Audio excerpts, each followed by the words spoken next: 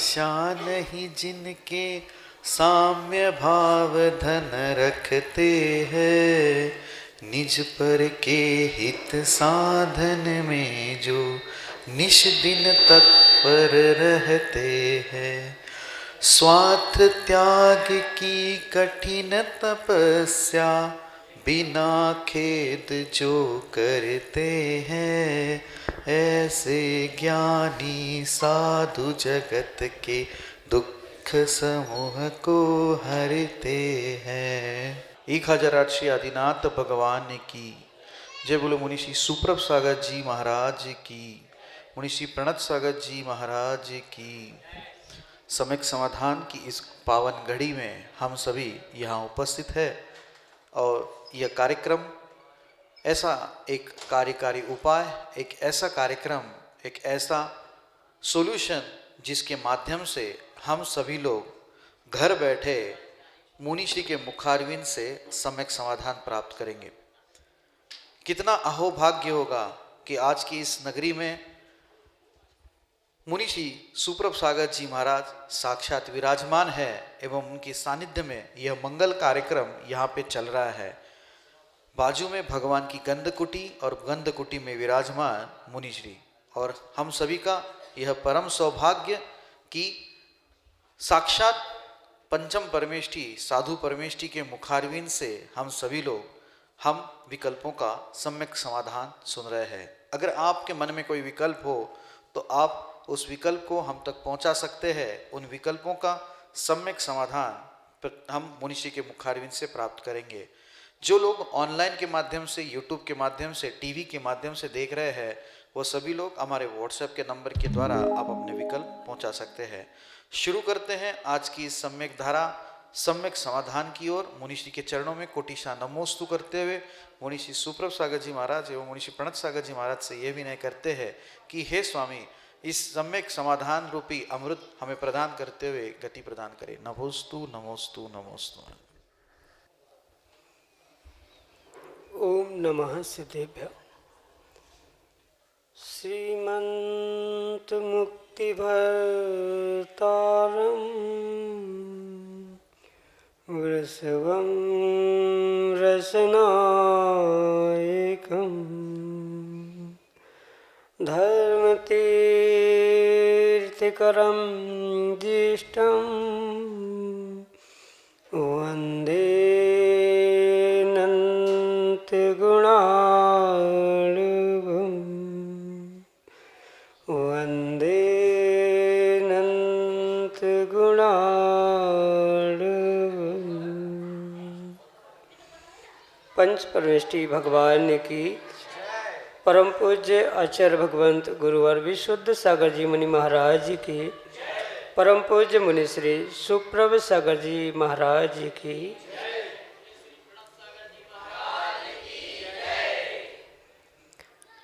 फांस तनकसी तन में साले, ऐसा कवियों ने लिखा है धर्म का स्वरूप बताते हुए कि छोटा सा कांटा भी यदि शरीर में लग जाए, शरीर के किसी अंग में लग जाए, तो वो छोटा सा कांटा पूरे शरीर में दुख देता है।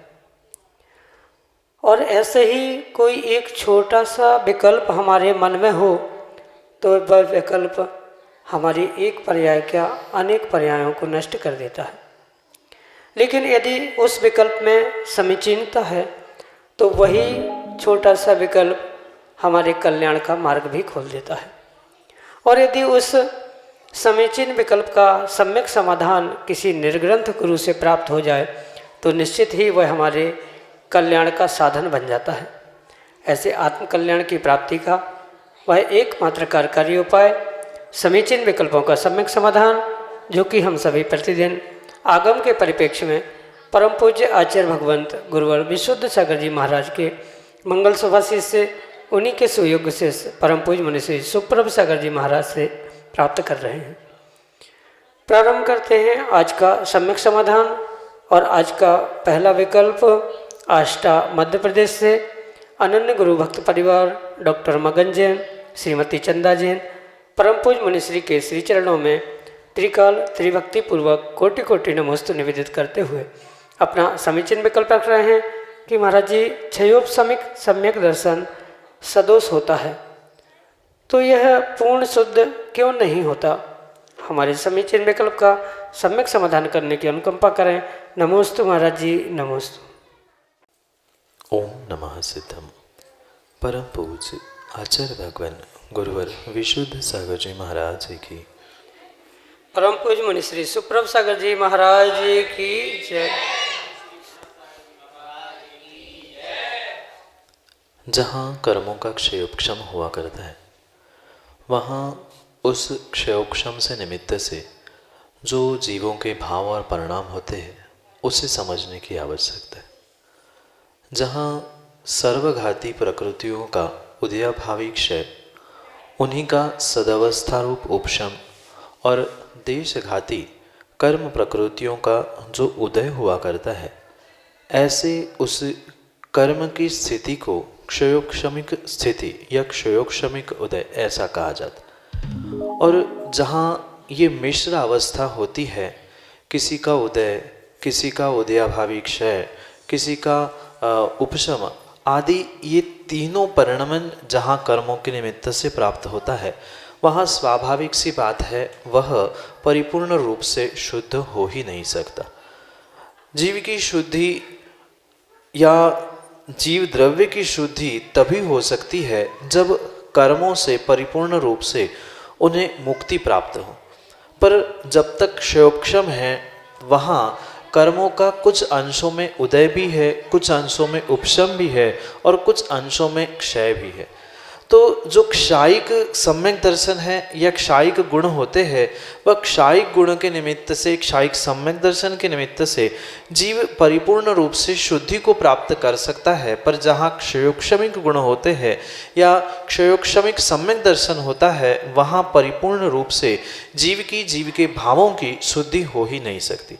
इसलिए भले ही सच्चे देवशास्त्र गुरु के प्रति वह जीव का श्रद्धान होता है क्षयोक्षमिक सम्यक दर्शन के निमित्त से, पर उस क्षयोक्षमिक सम्यक दर्शन के साथ चल मल अगाढ़ ये तीन दोष स्वयमेव ही प्राप्त होते हैं। ये भगवान हमारे हैं, ये वेदी हमारी है, ये भगवान शांतिनाथ शांति देते हैं, शीतलनाथ भगवान शीतलता देते हैं। और ये जो जितने भी सम्यक दर्शन के यानी क्षयोक्षमिक सम्यक दर्शन के दोष है, उनको चलमल अगाढ़ दोष से आचार्य भगवंतों ने हम सभी के लिए प्रस्तावित किया। इसलिए ये समझने की आवश्यकता है, जहाँ क्षयोपक्षमिक विषय होता है, क्षयोक्षमिक ज्ञान हो, क्षयोक्षमिक सम्यक दर्शन हो, परिपूर्ण रूप से वहाँ पर मिश्र अवस्था होने के कारण से किसी भी प्रकार की शुद्धि संभव ही नहीं हो सकती। क्षयोक्षमिक सम्यक दर्शन के निमित्त से श्रद्धा तो होगी, पर वह श्रद्धा मिश्र अवस्था कर्मों की होने के निमित्त से पूर्ण शुद्ध नहीं होती है। और साथ साथ चल मल अगाढ़ ये जो तीन दोष है, ये मात्र उस क्षयोक्षमिक सम्यक दर्शन के ही निमित्त से कहे जाते हैं। क्षायिक सम्यक दर्शन में उन सातों कर्म की प्रकृतियों का, यानी कि जो मोहनी के तीन मिथ्यात्, सम्यक मिथ्यात् और सम्यक प्रकृति, और उस चारित्र मोहिनी के निमित्त से अनंतानुबंधी क्रोध मान माया लोभ ये चतुष्ट है। ऐसे इन सात प्रकृतियों का पूर्ण क्षय होने से क्षायिक सम्यक होता है और उनका क्षयोक्षम के निमित्त से यानी मिश्र अवस्था के निमित्त से क्षयोक्षमिक सम्यक दर्शन होता है। और इसी कारण से जहाँ मिश्र अवस्था होती है क्षयोक्षमिक सम्यक दर्शन के निमित्त से चतुष्टय, कषाय चतुष्टय और तीन उस दर्शन होने की प्रकृतियों का, तो वहाँ पर परिपूर्ण रूप से वह मिश्र अवस्था और चलमल अगाढ़ इन तीन दोषों से युक्त वह सम्यक दर्शन होने के निमित्त से वह सम्यक दर्शन क्षायिक सम्यक दर्शन जैसा शुद्ध हो ही नहीं सकता। कहीं ना कहीं जैसे ही समय पूर्ण होता है, वह क्षयोक्षमिक सम्यक दर्शन छूटता है। क्षयोक्षमिक सम्यक दर्शन से जीवच्युत होते हुए पुनः मिथ्यातादि या सम्यक मिथ्यातादि गुणस्थानों में पहुंच सकता है। इसलिए उस क्षयोक्षमिक सम्यक दर्शन को सदोष कहा है और वह परिपूर्ण रूप से क्षायिक सम्यक दर्शन जैसा शुद्ध हो नहीं सकता। यही आपके लिए सम्यक समाधान। अनमोल जैन, सौरई, ललितपुर, उत्तर प्रदेश से परम पूज्य मुनि श्री के श्री चरणों में बारंबार नमोस्तु निवेदित करते हुए अपना समीचीन विकल्प रख रहे हैं कि महाराज जी जब किसी की मृत्यु हो जाती है तो उसके पश्चात उसकी पुण्यतिथि क्यों मनाई जाती है? यह कहा जाता है कि यह उनकी प्रथम द्वितीय पुण्यतिथि है। तो महाराज जी पुण्यतिथि का सही अर्थ क्या है? हमारे समीचीन विकल्प का सम्यक समाधान करने की अनुकंपा करें। नमोस्तु महाराज जी, नमोस्तु। किसी की मृत्यु के उपरांत जो उसकी वर्षगांठ पुण्यतिथि के निमित्त में वर्तमान में जो मनाने का प्रचलन प्रारंभ हुआ है, उसके पीछे कहीं भी किसी भी प्रकार का आगम प्रमाण प्राप्त नहीं होता। जैनागम में इस विषय में कहीं भी आचार्य भगवंतों ने कोई भी बात स्पष्ट रूप से लिखी ही नहीं है कि किसी की मृत्यु के उपरांत जो आप वर्तमान में वर्षगांठ के रूप में प्रथम, द्वितीय, 5वीं, 50वीं आदि जो पुण्यतिथि आदि मनाने का प्रचलन प्रारंभ हुआ है, वह प्रचलन किसी भी प्रकार से आगमोक्त है ही नहीं। क्योंकि जो श्रावक है वह मृत्यु के उपरांत कहाँ पहुँच रहा है उसका वर्तमान में कोई ठिकाना नहीं। भले ही बुजुर्ग जो घर से मृत्यु को प्राप्त होते या घर का कोई भी सदस्य मृत्यु को प्राप्त होता है उसको स्वर्गीय कहा जाता है, पर जरूरी नहीं है कि वह स्वर्ग में ही गया हो। उसकी करतुति, उसके कर्म, उसके पाप के निमित्त से वह नरक भी जा सकता है, तिर्यंज भी बना हो, मनुष्य बना हो, और क्वचित कदाचित पुण्यात्मा होने के निमित्त से वह स्वर्ग में भी गया हो।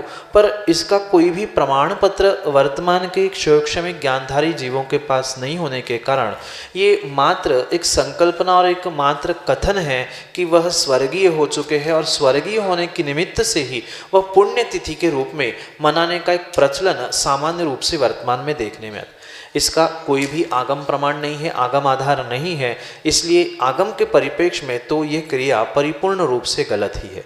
हाँ, क्वचित कदाचित किसी निर्ग्रंथ साधु जो रत्नत्रयधारी थे, उन्होंने जीवन भर रत्नत्रय की आराधना की, और वह रत्नत्रय की आराधना के बाद वो जो समाधि संलेखना आदि आदि के निमित्त से इस पर्याय को छोड़ के जाते हैं, तो उनके निमित्त से वास्तव में वह पुण्यतिथि क्वचित कदाचित हो सकती है, क्योंकि उन्होंने जीवन भर साधना की थी और वे साधना के निमित्त से वह उस स्वर्ग आदि अवस्था को प्राप्त कर चुके होंगे, देव बने होंगे, तो वह देव गति को प्राप्त करने के निमित्त से वे पुण्यात्मा जीव थे, और उनका उस दिन में मृत्यु आदि होने का संयोग बना था। इसलिए वह पुण्य तिथि यानी उस तिथि को पुण्य की घटनाक्रम से जोड़ते हुए से पुण्यतिथि कहना फिर भी उचित है। पर एक सामान्य श्रावक, घर के सदस्य आदि के निमित्त से अगर किसी भी प्रकार से पहली, दूसरी या अन्य भी कोई पुण्यतिथि मनाने का कार्यक्रम प्रारंभ हो रहा है, तो वह मात्र अन्य स्थानों की देखा से की करते हुए करना प्रारंभ किया है। इसका कोई भी आगम में प्रमाण नहीं है, इसलिए ये कार्य करना आगम के परिप्रेक्ष्य में उचित नहीं है। जैसे तीर्थंकर भगवान हैं या कोई भी भगवान है, उन भगवान के निमित्त से उनके मृत्यु के उपरांत जो निर्माण कल्याणक आदि मनाया जाता है, तो उन्होंने साक्षात मोक्ष प्राप्त कर लिया, इसलिए वह निर्माण कल्याणक की तिथि के रूप में वह फिर भी पुण्यतिथि कही जा सकती है। कोई निर्ग्रंथ मुनिराज थे, कोई तपस्वी थे, तो उन्होंने जीवन भर तपस्या की, आराधना की, साधना की, उसके निमित्त से वह क्षण, वह तिथि याद रखने के लिए उसे पुण्यतिथि कहते हुए उनकी वर्षगांठ मनाई जा रही है, तो वो फिर भी कथनचित योग्य कार्य हो सकता है। पर रागी द्वेषी जीवों की जो संसार में रचे बचे हैं, भोगों में ही जिए, भोगों में ही मरे हैं, उनके निमित्त से उनकी कौन सी गति हुई, वे नरक गए, तिर्यंच बने, कुछ प्रमाणित ना होने के कारण से, उनके कारण से पुण्यतिथि आदि मनाना आगम के परिप्रेक्ष्य में योग्य नहीं है। यही आपके लिए सम्यक समाधान। अगले समीचीन विकल्प के लिए पंडित देवेश शास्त्री द्रोणगिरी सिद्ध क्षेत्र से हमारे सामने। पूज्य महाराज श्री के चरणों में नमोस्तु। महाराज श्री, मेरा प्रश्न ये है कि जीव को जब आयु का बंध हो जाता है और उसकी जो आयु शेष रह जाती है, तो उसके पश्चात संसार में रहने वाले जीव को उस गति अनुरूप कार्य करता है या नहीं करता है, और यदि करता है तो वो हमें समझ में आता है या नहीं आता है? जीव के साथ एक बद्धायुष और भुज्यमान आयु और बध्यमान आयु, ये दो प्रकार के आयु के विषय को समझने की आवश्यक। जो जीव वर्तमान में आयु को भोग रहा है वह उसकी भुज्यमान आयु है, और उस भुज्यमान आयु में उसके लिए आने वाले समय के लिए 8 बंध अपकर्षण कहलाते हैं, जो कि आने वाली गति, आने वाले आयु, आने वाली पर्याय के निमित्त से उसे उस आयु कर्म को बांधने के 8 मौके उसे प्राप्त होते। जो आने वाले समय के लिए वह आयु कर्म को बांधता है वह आयु उसके लिए बध्यमान आयु कही जाती है, और वर्तमान में जो आयु को भोग रहा है वह भुज्यमान आयु। और ये परम सत्य समझने की आवश्यकता है। जो 8 बंध अपकर्षण काल जीव को उस भुज्यमान आयु में यानी भोगने वाले आयु में प्राप्त हो रहे हैं, उन 8 समय में से या 8 मौकों में से एक बार पहली, दूसरी, चौथे या 8वें समय में या 8वें काल में कहीं ना कहीं वह बंध का आने वाले समय के लिए आयु का बंध करता ही करता। उतने में भी अगर उसने आयु का बंध नहीं किया है तो वह अंतिम समय यानी मृत्यु के 48 मिनट पहले अंतर मुहूर्त में वह आने वाली आयु कर्म का आने वाली गति के लिए बंध करते हुए अपना पुरुषार्थ करता है। और उसी प्रकार से उसके भाव, उसकी क्रिया, उसकी गतिविधि आदि समझने की आवश्यकता। अगर आने वाले समय के लिए आयु का बंध उस जीव ने किया ही नहीं है तो उसकी गतिविधि समझना, पकड़ना और उसको एक दूसरे से तारतम्य जोड़ लेना उसका तो कोई विषय बनता ही नहीं है। पर माना कि आने वाले समय के लिए यानी आने वाली पर्याय के लिए उसने आयु का बंध कर लिया है, चाहे किसी भी काल में किया हो, पहले, चौथे, 8वें, पर उसके बाद उसकी जो भी गतिविधियां होगी, जो भी कार्य होंगे, कहीं ना कहीं वह आने वाली गति को प्राप्त करने के लिए निमित्त भूत ही होंगे। ये परम सत्य समझना होगा, क्योंकि ये आयु के बंध काल की जो व्यवस्था है वह मात्र एक समय की व्यवस्था नहीं है। वह जैसे ही कर्म सत्ता में आता है, क्योंकि कर्णानी योग के बहुत सारे सिद्धांतों को गहराई से समझने की आवश्यकता है। जब जब उस जीव ने आने वाली पर्याय के लिए बद्धायु को प्राप्त किया तो बद्धायु का सत्व यानी सत्ता जीव की आत्मा में पहुंचे, और जैसी कर्मों की सत्ता आत्मा में जीव के साथ जुड़ जाती है, कहीं ना कहीं उस कर्मों के हिसाब से ही जीव के परिणाम, जीव की परिणति, जीव की गतिविधियां स्वाभाविक रूप से ही होते हुए देखने में आती है। जैसे भले ही वह किसी फूल की बॉडी है, कली है, वो खिलने से पहले भी दिखने में आती है, सूर्य उदित होने से पहले भी थोड़ी सी लालिमा भी दिखने में आती है। बिल्कुल उसी प्रकार से आने वाली पर्याय के लिए जो आयु का बंध उस जीव ने किया है, कुछ अंशों में उस जीव की गतिविधियाँ, उसकी हरकतें, उसके कार्य, उसकी मति बिल्कुल वैसी ही होती। और इसी कारण से तो कहा जाता है यथा गति तथा मति और यथा मति तथा गति। जैसा वह उस समय में यानी जहाँ आयु का बंध अपकर्षण काल आता है, उस समय में जैसी जीव की मति होगी वैसी ही उसकी आयु होगी, और जैसी आने वाले समय के लिए उसने आयु बांध ली है, कुछ कुछ अंशों में उसकी मति भी वैसी वैसी होते हुए देखने में आता है। इसलिए उसकी क्रिया, उसके भाव, उसके परिणाम, उसकी परिणति भले ही पूरी 100% पकड़ में नहीं भी आए, पर कहीं ना कहीं कुछ न कुछ उसकी ऐसी हरकतें होती है, ऐसी विचारधारा और ऐसी गतिविधियां होती है जिसके द्वारा एक ज्ञानी समझदार व्यक्ति ये समझ सकता है कि हाँ, कहीं ना कहीं वह नरक गति की आयु को बांध चुका है। जैसे आचार्य भगवंतों ने कहा है कि जो जीव नरक गति को या नरक आयु को बांध चुका होता है वह कभी भी सच्चे भावों से वह उस शिखर जी की सम्मेत शिखर शाश्वत तीर्थराज की वंदना नहीं कर सकता है। जिस जीव ने अगर तिर्यंच गति, नरक गति जैसे दुर्गतियों का आश्रो बंध करके आने वाले समय के लिए तैयारी करके रखी है, तो वह कभी भी निर्ग्रंथ के हाथ पर ग्रास नहीं रख सकता है। जिसने नरक आयु जैसे दुर्गतियों का बंध कर लिया होता है, उसके परिणाम कभी नियम लेने के नहीं होते हैं।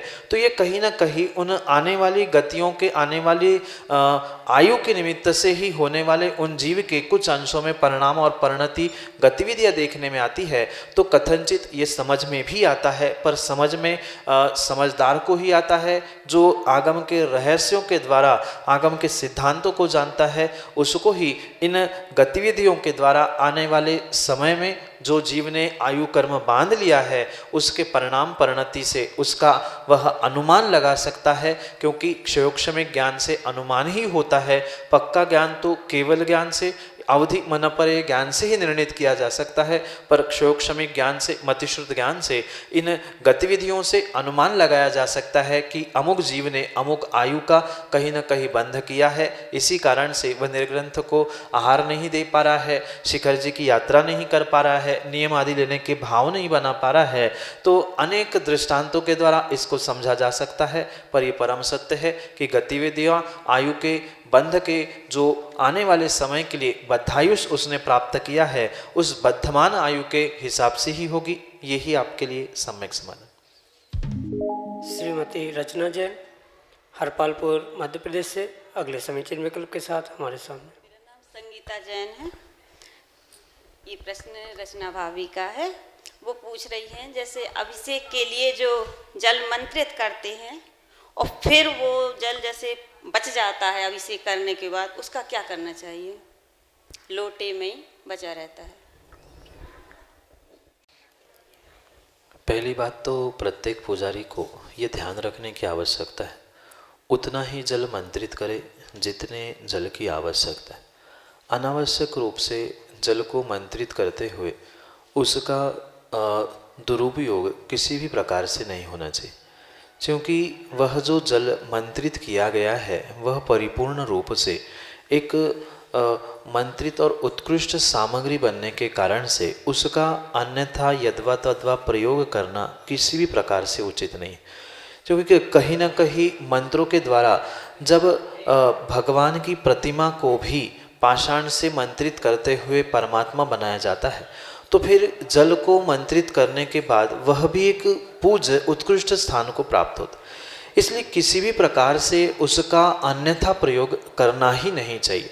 इसलिए प्रत्येक पुजारी को इस बात का अवश्य ध्यान रखना होगा कि जितनी आवश्यकता है बिल्कुल उतनी ही आवश्यकता से ही उस जल को मंत्रित किया जाए, और अभिषेक में बिल्कुल पूर्ण रूप से उस मंत्रित जल का ही प्रयोग करके प्रयास यही किया जाए कि वह मंत्रित जल समाप्त हो जाए या पूर्णता को प्राप्त हो जाए। और फिर भी क्वचित कदाचित कहीं वह मंत्रित जल बचता है तो उसे भी किसी श्रेष्ठ उत्तम उत्कृष्ट स्थान पर ही विसर्जित किया जाए, जैसे कि वह जल अन्यथा कहीं फेंकने से पैरों में ना आ जाए, या अन्यथा उसका कहीं गृहस्थ के अपने कार्य क्रियाओं में उसका प्रयोग ना हो। परिपूर्ण रूप से जैसे गंधोदक भगवान के सर पर या प्रतिमा पर ढालने से पूज्य हो जाता है, ऐसे ही वह मंत्रों के द्वारा जल स्वयं पूज्य होने से जहाँ गंधोदक आदि सराने की व्यवस्था है, जहाँ सामान्य श्रावकों के पैर आदि नहीं पड़ते, ऐसे स्थानों में ही उस मंत्रित जल का विसर्जन करना आगम के परिप्रेक्ष्य में योग्य है। इसलिए उतना ही मंत्रित करे जितनी आवश्यकता है, फिर भी बचा तो उसे योग्य स्थान पर जहाँ उसकी अभिनय ना हो ऐसे स्थान पर उसका विसर्जन हो। यही आपके लिए सम्यक समाधान। मिथिलेश जैन, अलीपुर मध्य प्रदेश से अगले समीचीन विकल्प के लिए हमारे सामने। महाराज श्री, आज सौधर्मेंद्र की बोली हुई तो इनको डायबिटीज और बीपी दोनों है। डायबिटीज कम भी होती है और ज़्यादा भी हो जाती है। तो मतलब जैसे शांति धारा और अभिषेक करने के बाद कोई भी मतलब हर किसी के लिए जिसकी ज़्यादा तबीयत खराब रहती है तो वो दूध चाय पानी दवाई वगैरह कुछ ले सकता है, फिर विधान में बैठ जाए। माँ, ये बहुत अच्छी बात पहले समझनी होगी कि जो स्वर्गों के सौधर्म होते हैं वे तो बीमार नहीं होते, पर जो किसी अनुष्ठान के निमित्त से पात्र आदि चयन करते समय सौधर्म हो या कोई भी पात्र चयन किया गया, उनकी क्रिया आदि के निमित्त से आचार्य भगवंतों ने बहुत अच्छी बात बताई है। चाहे पूजा पाठ प्रतिदिन का हो, विधि विधान का हो या किसी विशेष अनुष्ठान आदि का हो, परिपूर्ण रूप से वहाँ पर उत्कृष्ट मध्यम और जघन्य तीनों प्रकार की विधियों को समझने की आवश्यक। आचार्य भगवान तो उत्कृष्ट विधि यही समझाते हैं कि बिना कोई खाए पिए ही भगवान की अभिषेक पूजा विधान आदि आदि करने की आवश्यकता। पर अगर कुछ विषमता है और कुछ विषमता के कारण वह पात्र उस बिना दवाई के, बिना औषधि के या बिना भोजन पानी या कुछ ऐसे सामग्री लिए बिना विधान नहीं कर पा रहा है या लंबे समय तक भूखा नहीं रह सकता आदि जो भी उस जीव के साथ विषमता है, तो वह भले ही उत्कृष्ट विधि से उस कार्य को संपादित नहीं कर पा रहा है, उत्कृष्ट कार्य नहीं कर पा रहा है, तो इसका मतलब ये नहीं है कि वह कार्य ही नहीं करे, विधान में ही ना खड़ा हो जाए या कोई अच्छा कार्य छोड़ ही दे।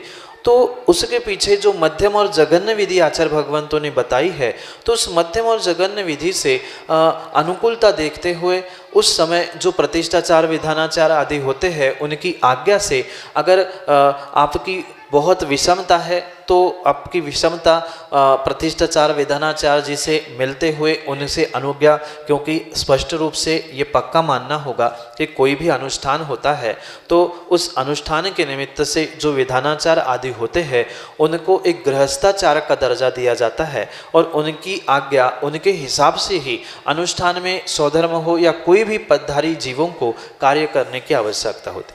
तो जो भी विषमता है, आपकी विषमता उस प्रतिष्ठाचार विधानाचार जी के सामने रखते हुए उनकी अनुज्ञा और आज्ञा के अनुसार अगर मध्यम और जघन्य विधि से आप कार्य कर रहे हो, भले ही शरीर से शारीरिक रूप से वह हमारा मध्यम और जघन्य रूप से कार्य है, पर भावों की उत्कृष्ट भावना और भावों की उत्कृष्ट विशुद्धि के द्वारा हम उस कार्य को अवश्य ही कर सकते हैं। इसलिए विधानाचार की आज्ञा के साथ साथ समय और अपनी स्वास्थ्य आदि को देखते हुए उस मध्यम जघन्य विधि से हम कार्य कर सकते हैं। उत्कृष्ट बात तो यही थी कि हमें किसी भी प्रकार से भोजन पानी का विकल्प ना करते हुए प्रतिदिन की भांति पूजाभिषेक आदि विधान करना चाहिए, पर नहीं है विषमता है शारीरिक रूप से, तो कम से कम शारीरिक रूप की विषमता उन विधानाचार्य जी से समझते हुए अपनी मानसिक व्यवस्था को व्यवस्थित करते हुए उत्कृष्ट कार्य करने का पुरुषार्थ करते रहे। यही आपके लिए सम्यक समाधान। जय जिन बंधुओं, आप हम सभी लाभ ले रहे थे लोकप्रिय कार्यक्रम सम्यक समाधान का। सम्यक समाधान प्रतिदिन 5:13 पे YouTube चैनल सुप्रभ वॉच के माध्यम से प्रसारित होता है। जी आप लोग सब ध्यान दें, 5:13 पे YouTube चैनल सुप्रभ वॉच के माध्यम से प्रसारित होता है। YouTube आज हर घर में स्मार्टफोन है, स्मार्टफोन में YouTube का ऐप, YouTube के ऐप में सुप्रभ वॉच, मुनि श्री सुप्रभ सागर जी महाराज जी का नाम सुप्रभ और वाणी का पर्यायवाची नाम सुप्रभ उवाच। आप चैनल को सर्च करिए, सब्सक्राइब करिएगा एवं शेयर करिएगा, लाइक करिएगा, ताकि लोगों को इसके बारे में जानकारी मिलती रहे। अगर आप यह सोच रहे हैं कि मुनिषी अब तक तो हमारे गांव में है तो हम तो विकल्प पूछ सकते हैं, लेकिन यहाँ से विहार होगा तो कैसे हम हमारे विकल्प मुनिषी तक पहुँचाए, तो आजकल व्हाट्सएप का ज़माना है। व्हाट्सएप का नंबर 8707548811।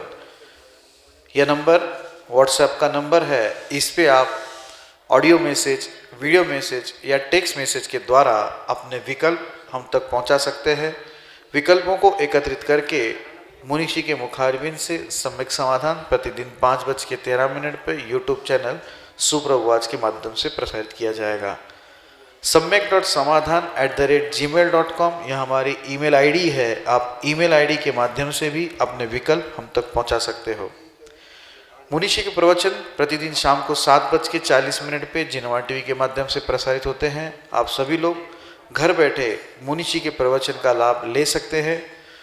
मुनिषी ने एक अद्भुत ग्रंथ जो आज तक उजागर नहीं हुआ था, ऐसा ग्रंथ रत्नमाला ग्रंथ पे विगत चातुर्मास में विशद व्याख्या करते हुए प्रवचन दिए थे। उस प्रवचन रूपी अमृत का स्वाद आप घर बैठे शाम को 7:40 पे जिनवाणी टीवी के माध्यम से ले सकते हैं एवं उस ग्रंथ रत्नमाला का स्वाध्याय भी कर सकते हैं। मुनिषी के चरणों में कोटिशा नमोस्तु करते हुए आज के इस सम्यक समाधान लोकप्रिय कार्यक्रम को यहीं पे विराम देता हूँ। नमोस्तु नमोस्तु नमोस्तु आज।